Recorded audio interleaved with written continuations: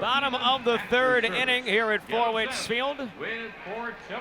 Cubs coming up to bat. It'll be Yayasit Santana to lead things off. South Bend trailing by a score of 1-0. Max Thoma joined by a special guest here in the booth in senior writer for MLB.com and MLB Pipeline in Jim Callis. Jim, first off, how you doing today? I'm doing good. I'm doing good. My first time ever here at the ballpark. Very exciting. Santana swings in for the first pitch, chops one off the plate towards third. No chance for Tony Morissette. It's an infield single. Third base hit of the day for the Cubs. They get their leadoff man aboard the second time in 3 innings. So obviously, you're a great guy to have on hand. We're very happy to have you here on Marquee Sports Network especially. But what I have to start with out of the gate is you guys released your new top 30 rankings on Thursday, and obviously the man at the top of those rankings for the Cubs is here with South Bend. He's out in center and batting leadoff today, and we talk a little Pete Crow-Armstrong. Yeah, we can always talk a little Pete Crow-Armstrong. It's exciting. I mean, the thing that I like about Pete Crow-Armstrong, I think the most, I mean, we knew when the Mets made him a first-round pick before he got traded for Javi Baez, he had great defensive skills. He had really good bat-to-ball skills. He could run. We knew all of that. And just because of the circumstances with the pandemic, and then he got hurt, he only played 6 games before the trade last year. We really hadn't seen him play a lot of pro ball until this year. What I've been most impressed by watching him this year is just the swing changes. Coming out of the draft, even though he's first-round pick, you were thinking 12, maybe 15 home run guy. He hits the ball harder, the swing's better, he can get to pitches up at the strike zone, he can hit good velocity. And at the same time, we saw in his first at-bat here tonight, he got a fastball up, kind of outer third of the plate, and he didn't try to do too much with it. It was a mistake pitch, but he hammered it to left center instead of trying to crush it. So I've been really impressed with him this year. Santana goes for first, pitch is hit up the middle for a single for Sierra. Santana races all the way to third, the first 2 aboard, as Jonathan Sierra stays red hot at the plate and a multi-hit, multi-RBI game yesterday, and starts today 1-for-1. So the table is set.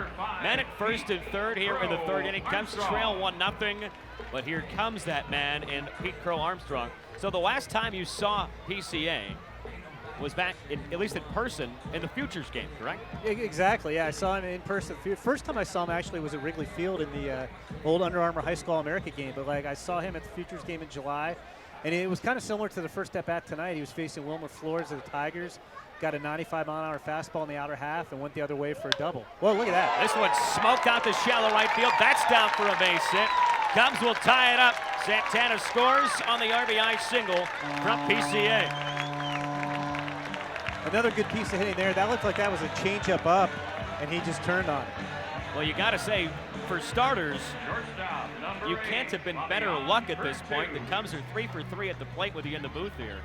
You're not going to let me go. So. Yeah. So we saw the opposite field power on display in the first inning with that extra base hit, the pull power here.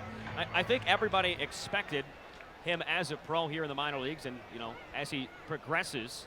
Here comes Fabian Pertuz, rolls one up the third baseline. That's going to trickle foul. You expected a high batting average guy, a high on base percentage guy, but there's a look at him from the Futures game. Bright smile on the face. He was mic'd up that day as well, had a double down the left field line. I think what's impressed most people and maybe even surprised most people has been the slugging. Yeah, no, like I was saying, I mean, I think he used his downtime last year after he hurt his non-throwing shoulder on the slide with the Mets 6 games into his pro career. You know, I think it was interesting. Even though he hadn't played a whole lot, he knew he needed to make some swing changes, and the Cubs worked with him on that. And you're just seeing him hit the ball harder. I mean, there wasn't a lot of exit velo data on him, Max, because he only played 6 games.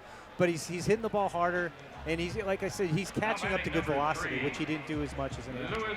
Ground ball to third turns into a 5-3 double play off the bat of Fabian Pertuz. Score still tied at 1. Cubs still knocking at the door. PCA at second with 2 outs for Luis Verdugo. Big spot here. Dax Fulton on the mound from the stretch, kicks home a breaking ball in for a strike. 0-1.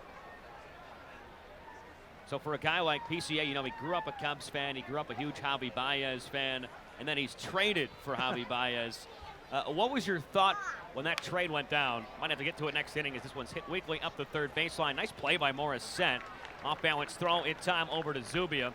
PCA ties it up on an RBI single, 1-1 as we go to the fourth on Marquee Sports Network.